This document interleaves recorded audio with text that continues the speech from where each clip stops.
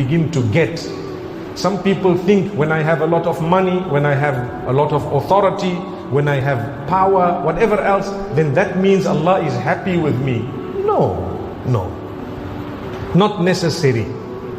Are you doing your salah? Yes, Allah is happy with you.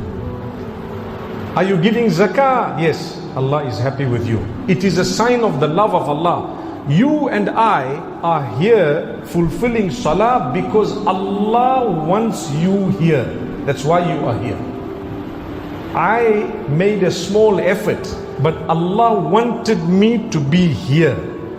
That is a sign of the love of Allah.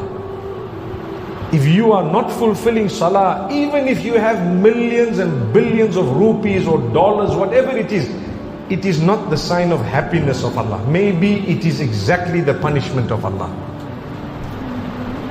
So Allah says, when they forgot Allah completely, the punishment came suddenly.